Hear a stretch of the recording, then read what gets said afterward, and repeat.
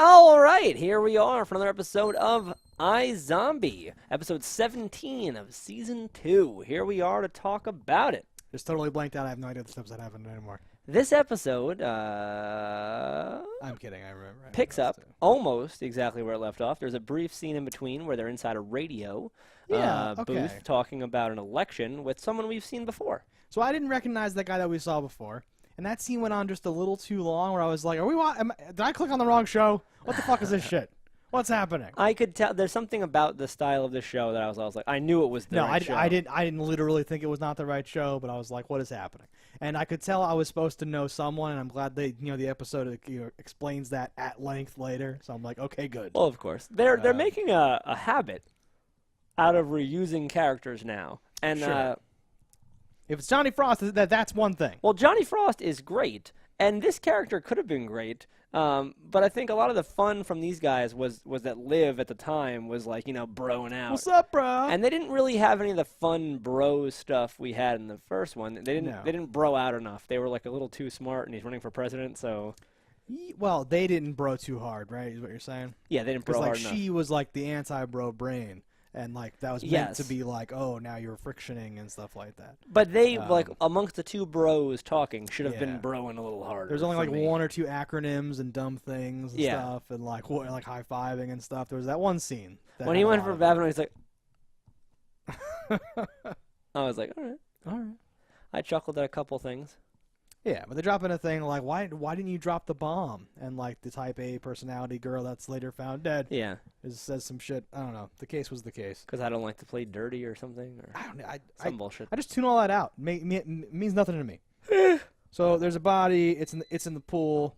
That girl, the smart girl, she's dead. She's in the pool. She's in the pool. She's found not by breathing. two not skinny dippers, just dippers. They called them skinny dippers, but yes, they were just normal dipping because this show is rated television. Yeah, but you could have done how many shows have had skinny dipping on them that are on WB11? You just see from the knee down, and then the bra hits the ground, and then it cuts to you see them running, and there's a branch, and exactly. You do those things. They're holding a towel or a shirt or a volleyball, something. They didn't have time for that. Yeah, they didn't have time for that.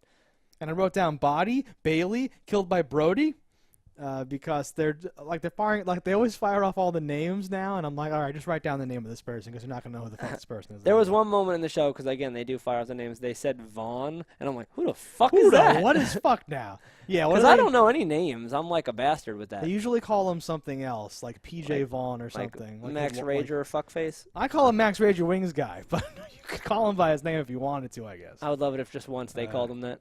Right? There was a few breaking the fourth wall things. How stupid was that commercial, though? I love that commercial. I have a pet peeve whenever something is just really stupid, and by really stupid I mean obvious rigs or someone's doing pull-ups, but their muscles aren't contracting in the right way. Okay. Just stupid things like his body being far too to this way to be doing these lifts that he was doing. Well, he has the power of Supermax. He does, but doesn't change how your muscles work. Yeah, it does. No. It creates invisible cables that are lifting you. That's clear. In front of a green screen. That's clear. That happened to Major when he had to run across town. I think we've established that it's canon for this show that Supermax has that effect on people. I just love that because I'm like, how did you why would you pitch it? There's always those things where I'm like, that's just so stupid and unrealistic. In what world do they we'll just put the CEO. He'll be in the commercial. Yeah. He'll be on this mountain in the desert where he's climbing and doing a thing with no cables because we're in America. We're obviously not shooting in America, so there's no rules. Because he's crazy. No, I'm all in. I loved that commercial. It was super dumb. And he was like, life's a bitch. This is the slap. And drinks the Supermax. And then he does these crazy Is that a good thing, though? I don't even know. Is he advocating the beating of women? And it makes sense that, he would put himself in the commercial because he'd, have to be in the commercial because he's fucking crazy. I don't know. I was super on board. I loved everything about it, actually, apparently. I wrote down last picture to slap, and then, okay, I guess we'll talk about this now then. Rita is in a Hannibal Lecter cell. I thought she would be totally white-haired, zombied, ready. She looked great. This is going to be awesome. This is going to be awesome. And yeah, and we hit all the beats. He had a great moment where he like pushed his chair back, but then he like dismounted the chair like too early or something to like say something and throw it in there. I'm liking what Wingsman is doing and a lot. But you of did like things. the commercial. You did, all right. Yeah. And she's like, oh, and he goes, I thought so. Yeah, no, fucking great. And she's like doing like the let me out thing, and he's like, we're totally gonna find a cure. It's fine, after the Supermax launch. But yeah, we're totally gonna find a cure and all that stuff. And I was like, okay. Yeah. I hope that she gets out. I hope something happens. Oh yeah, she's definitely gonna get out, and she's either gonna fight Liv or kill her dad or both. Oh yeah. Because that's just a gimme. So back to like I guess where we started this episode. Yeah. We got a floater in the pool. We have a floater. They pull this girl out. They find out there's a series of things. Because everything is convoluted and has extra, just drama on it, just because that's what this show is. She turns out to be a drug dealer. Later, we find out. Not really a drug dealer, just like a.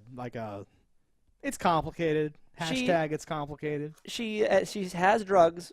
She gets drugs. She does dispense drugs and tries to buy more drugs. Yeah. I think she does fall into like a textbook definition, but yes, she's not your token drug dealer. Well, okay, so she's only a drug dealer because Elliot from Just Shoot Me kind of like roped, like someone who he had roped into being like a rat, roped her into being a drug dealer, and then she just ran with it and decided to become the best rat in the entire, right? Yes. I was just stop me because there's going to be like 2 or 3 things here where I'm like, I think this happened, and it's like, you're an idiot. No, that didn't happen. But, so Benedetto is Elliot's name in this. Sure. Liv has a vision where he's like, do you want to ruin your life? 10 years? And he's doing all that stuff. Yeah. That's when he's like, really in on it and stuff. Twisting the screws, or what do they say? Putting the screws to her, making her. He like mixed up some metaphors in some really funny ways. I really liked, Benedetto in this. Mm-hmm. He was doing some interesting, funny stuff. There's a scene later where he handcuffs the guy and then does some like weird, like fucking with him stuff, like boxing style. And then stuff. does hit him once. He hits him like the one time, but like. And then he gets hit one time. He does get hit one time, yeah. But Chief knocks him the fuck out. Chief totally sucker kills him basically. I was like, is he dead? You couldn't tell, and then later it's like, oh, I'm really hurt my face and all that stuff. Well, because when you hit, blunt trauma to the head, and not only just the punch, he went into the wall from the punch. Yeah, just smashed into something and fell down. So I'm like, he could be dead. He's old and doesn't take care of himself. Yeah, and then Chief kills that drug dealer guy with the opium thing and all that stuff. I liked that. And I had to put the money back down because he knew it was fucking marked. Yeah, I saw him killing him coming and the money thing, but that was cool. I thought that played from top to bottom, basically. Because, like, the guy, Elliot from Scrubs doesn't seem intimidating at all, and to put him in this weird situation is weird, and he was talking certain ways. But when he was fucking with the guy, I was kind of like, okay. Like, that, like, no, made it I work like for him. me He's or an something. actor, and I believe him in things. He's played a cop in more than one show now. Oh. So, like, people definitely believe in him. I think he was, like, the head of a SWAT team in one show. Okay. Yeah. So he's, he's an actor. I haven't seen him since like Just Shoot Me, so at first it was kind of weird to have him in that role. I was like, oh no. He was like a private detective in Veronica Mars. He played her dad. Excellent. Yeah, no, I dig him. No, he's pretty good. But like this show, this episode I should say, took some interesting turns. We played up more Blaine's, mental handicaps, and he seems to be coming to terms with like he might be a bad guy, and yeah, and he's as having a bad person. He's having those moments where he says at one point like the worst part of this I thought was all the people that I loved and who loved me and how this was gonna like affect it, and like I don't think there is anybody, all that stuff, and you're just like, oh there shit. Literally might not be because even his henchmen, they've made him a lackey bitch. That was great. Were they planting the seed for that last episode, and I like missed it because this came out of like left field for me here. Where I didn't realize they were gonna gaslight Blaine into thinking that he was like not only not the boss, but like not even in on it. That was like a big shock to me or whatever. They couldn't have said all that, but you definitely saw that Don E was making a power play. Yeah, and he's more so than ever. And I love that he just shaved his head rather than have to dye his hair. Right. I thought that, I'm like, that's just a no-brainer. Because Chief looks so fucking weird with that haircut. Chief with the white hair? Yeah. Yeah. Chief, white hair, eye patch. What are you? Some sort of fucking... He's trying to lie low. He's trying to blend in, you see. He doesn't want to stand out too much. So he's a 7-foot-tall, gigantic man with a fucking eye patch and white hair. Yeah. So the case, as we just like alluded to, they go down to the person's house. The cop gets knocked out by Chief, who was there to get his money. He kills the kid who was handcuffed. The police actually show up now. And like, try to explain this to us, because you're here, this kid's dead, there's money on the table, what happened? He goes over his whole thing. He's like, you don't know what vice is like, blah, blah, blah, life's hard, I gotta have my fucking people, I gotta protect them, and some bullshit. I'm saving lives, all that shit, yeah. Yeah.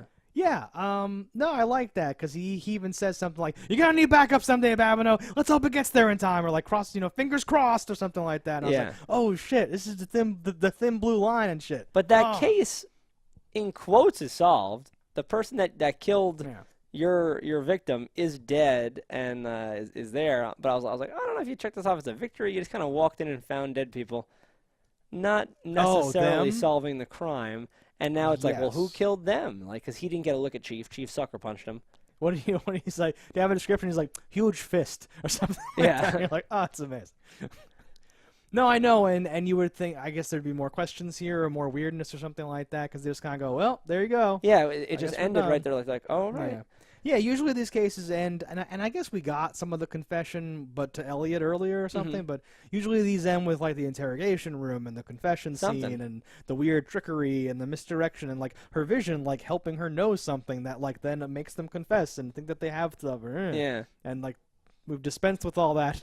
Now we just, Chief just is like a walking murder machine. So takes care of business. Where we left off last episode was Major was freaking out and turning into a zombie and just gets tranked. So after that first scene where they set up the case, we now have the Major waking up on a couch and he's like, what happened? You turning into a zombie and I tranquilized you? And also you're the Chaos Killer? Yeah. No, that, so... Let's not bury the lead here. Yeah, did you expect that? That was a little weird. I expected something like that, but I thought he'd be tied up. I thought some sort of medical restraining thing, or like something like one of those orange boards. I've given you an epidural. You're paralyzed, or something. Well, that would be a little extreme, or whatever. Well, he's a zombie chaos killer. True. That's true. I don't know. But like we said, he very quickly goes like, "They're not dead. They're frozen." Blah blah blah. Yeah, he says all the things that we said he would say. But does he already look horrible in that scene? Right. He has the skunked hair, and his eyes have eyeliner on them. I wrote down Addams Family, like TV show. I wrote down Dark Shadows, Johnny Depp. I wrote down Twilight, because he looked like... People don't look good when they become zombies on this show as a general rule. There's a little too much purple. There's a little too much, I don't know, what gothiness, whatever you want to call it. But I thought he looked particularly bad. Am I alone in this? I thought he just looked... The eyeliner was a bit much on him. Something was off. all right. This is a little His sparkly. lips looked like he'd been chugging grape juice. I don't know what was going on there. I was like, ugh. And this is just the beginning. He's going to turn worse. It's going to get worse. So he's like, I'm hungry. He gives him a brain. Apparently, they had leftover Perky brain from the coffee episode. I was going to say that was from coffee, right? Yeah. Yep, and that cheered him right up. Yeah, unusually so. I really loved the part where Blaine is getting the talking to, and he's like, "Remember the guy who he rattles ruined off his life, blah blah, and then eventually stabbed him." And he's like, "That's him." Eventually stabbed him, left him for dead. And he's like, "Yes, this whole thing." Yeah, he rattles off the entire, like, turned his girlfriend into a zombie, did this, did that, imprisoned him, tortured him, and like goes through the whole thing. Stuck him in a freezer. That was pretty good. Yeah. No, Ravi's great, and he's been great in the last few episodes. And yeah, he's getting better. And wherever he's given a pocket to like work it and really be good, he's been shining and stuff. Most definitely. I've liked him forever, but he's been doing his his stuff good. They're finally giving him enough like room to do something. Yeah. What else happens in this episode? So Liv stops by Stacy Boss's to beat up a dude to get information about Drake. Well, she stops in to look for Boss, and Boss is not there. Yeah. And then some dude like walks in. The door closes. The secretary's like, yeah. You hear the fucking tussle. The whole room gets destroyed. And then she walks out, and the secretary's like, "The fuck? Like, what?" Yeah. And he's just like, Well, I'm like, oh, all right. And this is us advancing without advancing, like the whole Drake thing, because Drake is still missing as far as she's concerned. He is? She suspects Stacy Boss. She wants to go search and find him or something like that. I forget. So, like, yeah. What are you thinking?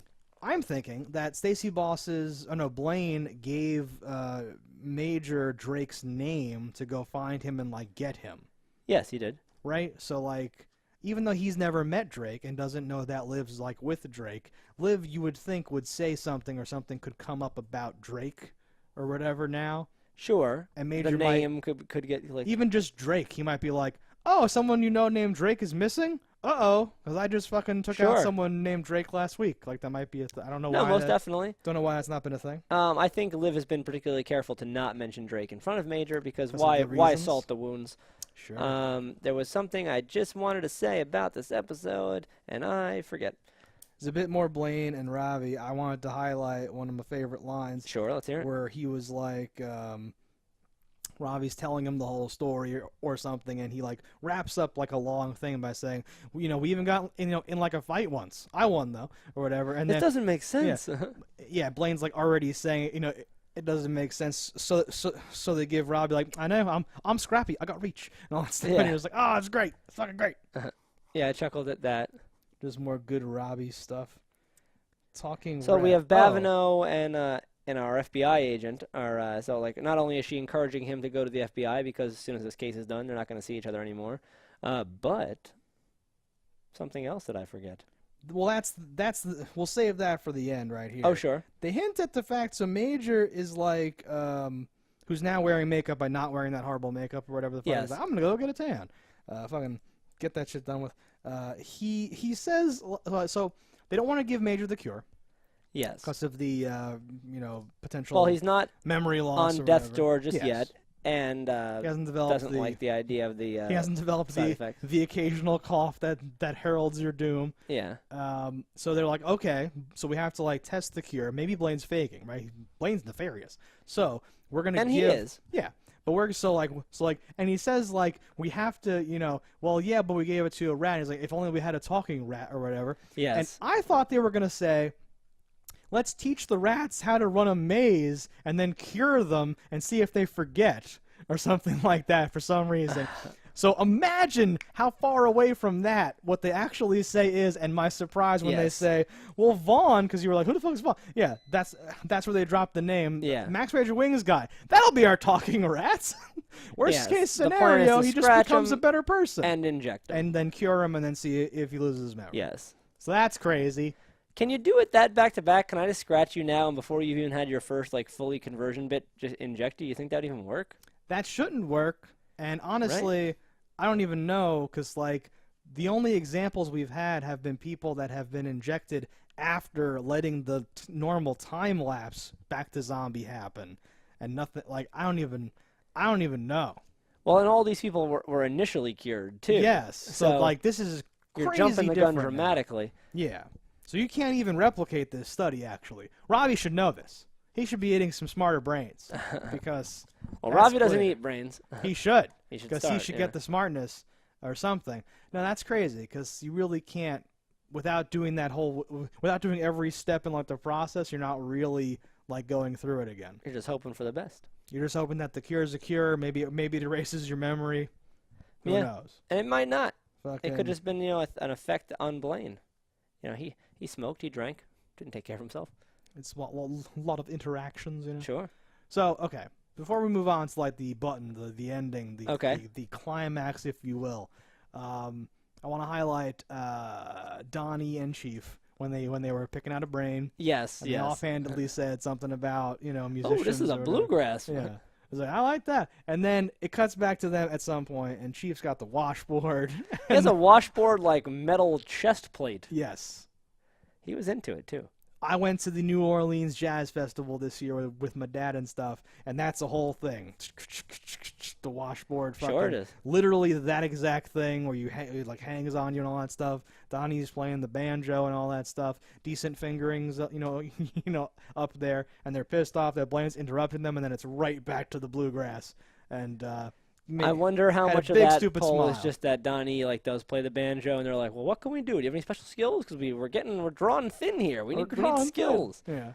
Yeah. It added to the absurdity because Blaine, even without his memory, should have his essential nature and should react in a certain way. There's dudes cutting drugs and counting money and shit 2 feet away. You're upstairs business. We're downstairs business. Oh, yeah. All right. And this little shitheel, says shit like that and dismisses him, and he's like, okay, sorry. And you're like, what the fuck is going on? Because if he gets his memory back and also remembers this time, it's going to be holy shit. He fucking was torturing his own father. Yes, but if it also gets his memory back at this time, he doesn't know that Don E is a zombie now, and he is human, so he doesn't have much of a leg to stand on. That could be good then. Yeah. I feel like he's just destined to become a zombie again because there's too much back and forth. Well, I think he always has to be a zombie. Liv always has to be a zombie just to make this show have the proper dynamic of a good guy and a bad guy, just to make it work and stuff. So we're at the end. So I think we're at the button. Anything else? So the dog walker, cleaner, whatever person, pet groomer, notices in the newspaper that very dog that she had in her possession, the same one that Robbie and Major had a conversation about. Isn't that mine? Huh? It's like, no, that's nothing like them. So she notices the date, and that's the date when he came in, and blah blah blah. Goes, talks to the police. They found him on a bus. How did he end up on a bus? Exactly. And she's like, yes, I remember his name exactly. Major Lillywhite. Dun dun dun. Flash forward to when Major is executing his plan of scratch and stab, and bam, the police burst in, and it was cool because he's talking to Wings, Max Rager Wings guy, and then backup thug number 2 comes in. Yeah, whispers in his ear, and he goes, "Really? Well, we're going to have to go visit Tacoma. I got something to show you," or whatever. And I was like, does he? Is this just a thing? Was he actually going to try to show Rita to him before he got busted? Was he going to hide him down there? Well, was it really interrupted? Or were they just like, I need to get you out of this room to get you busted immediately by the people coming out of the elevator? I don't know.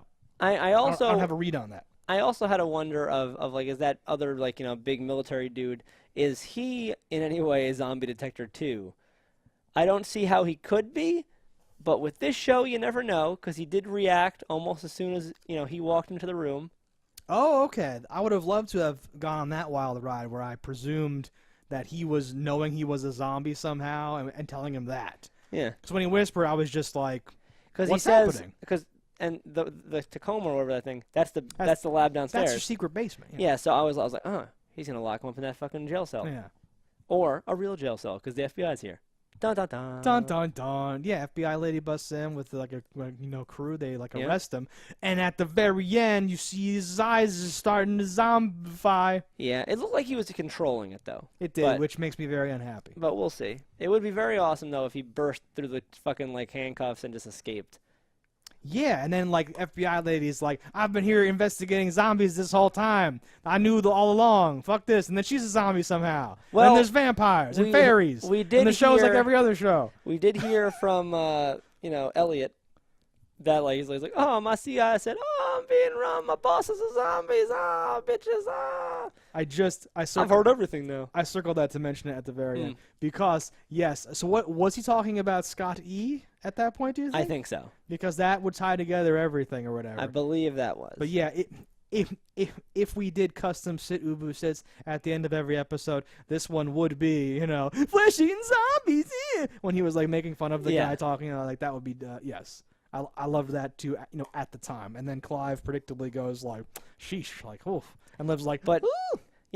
He is the only one there that knows that real human brains have been on the menu, because he has the report now that didn't say bovine, it said human. That's true. Twice, so it makes sense that this actually could be a thing. You think Clive's putting it together? I don't know. I would love though if in the season finale episode he was like, "Liv, I know you're a zombie eating brains. That's why you pick up these characteristics." He just knew it exactly. Well, because he already was trying to talk to Ravi, right? They've already given way on that, or maybe he is putting it together. We're like, "Come on, Liv, brains. You're pale as fuck. What am I supposed to think?" Yeah. Also, every corpse after the autopsies have no brains. There's supposed to be a big thing of brains. It's empty, or something like that. Yeah. And she's like, I once saw you eating out of a bowl. It was a human head. It was a head. There's a face and everything. They don't sell that at Kmart.